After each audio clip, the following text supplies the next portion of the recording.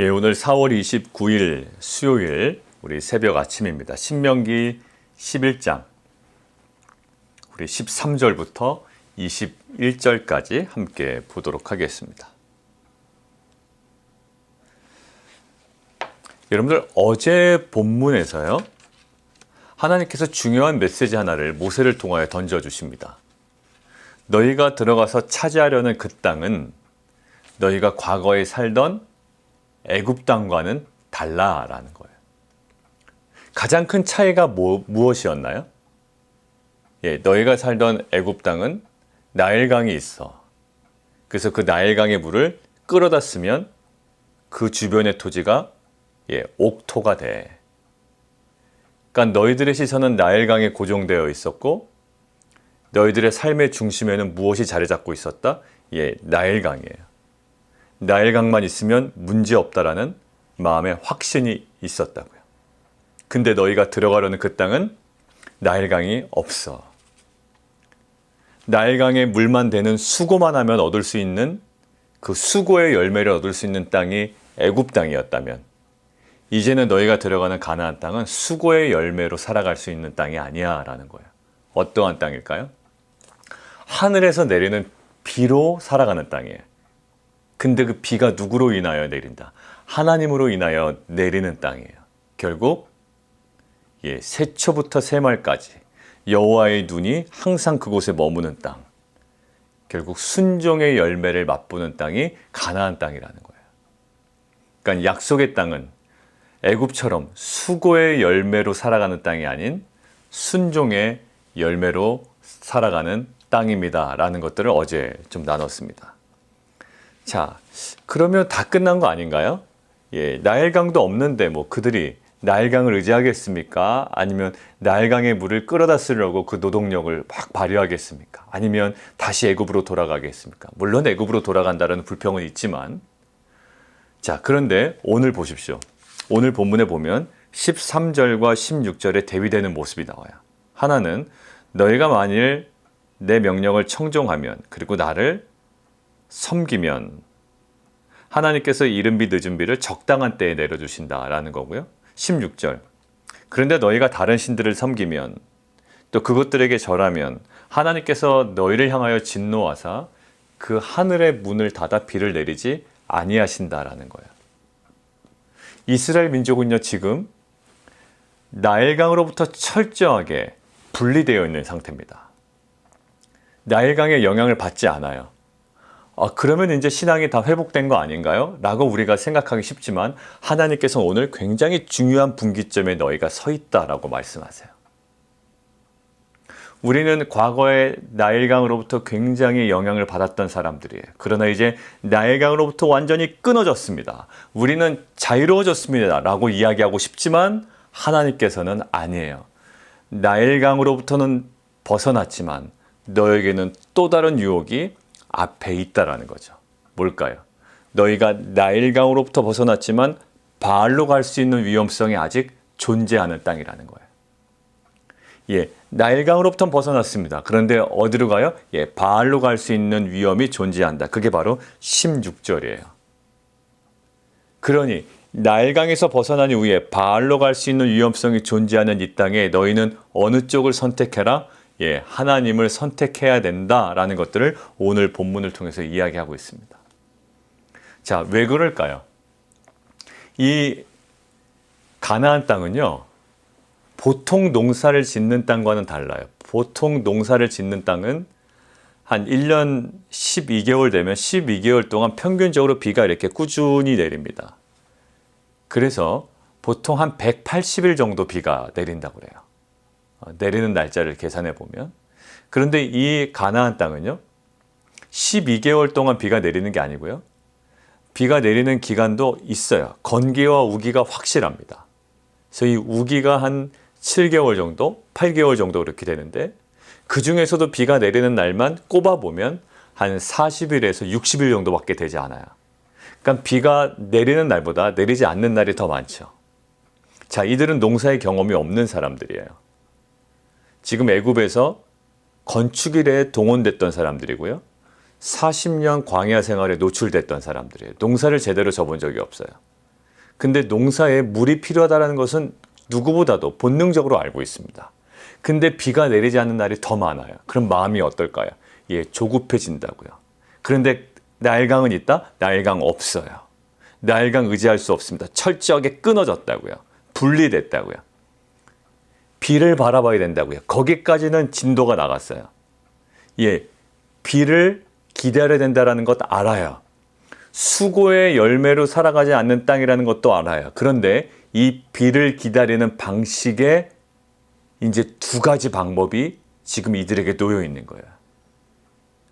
비를 기다리는 것까지는 안다고요. 그런데 이 비를 어떠한 방식으로 기다릴 거며 무엇으로 우리가 구할 것인가라는 거예요. 그게 13절과 16절입니다.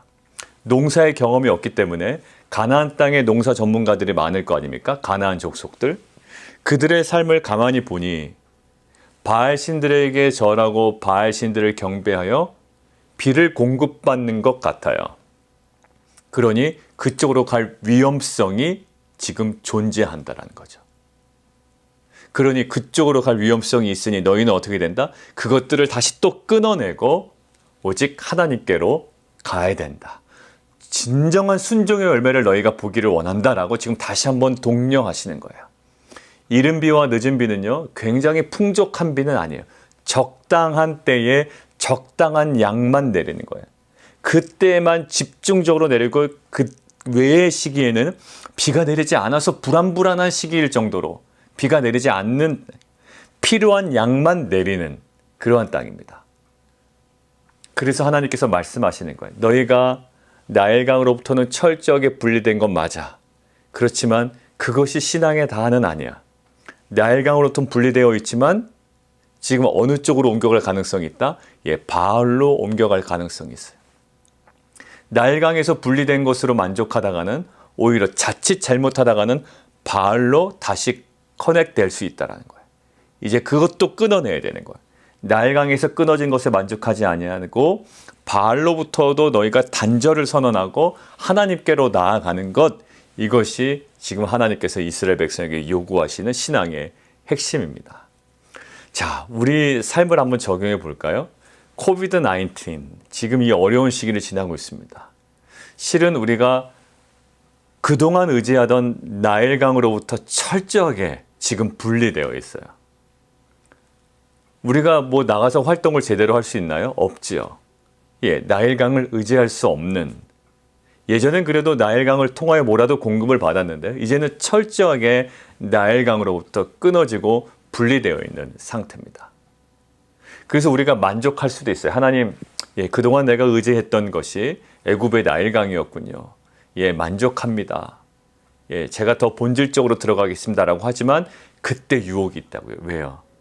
예, 눈에 보이는 가시적인 나일강으로부터는 완전히 우리가 벗어나 있는 것 같지만, 지금 단절되어 있는 것 같지만 우리 안에 이 외출이 어렵고 또 가정에 있어야 되고 이럴 때 프랙티컬한 것으로 보면 여러분들의 가정에 밤낮이 바뀐 자녀들이 있어요. 근데 밤낮이 바뀐 자녀들 뿐만 아니라 부모님들까지도 그런 경우가 있다고요.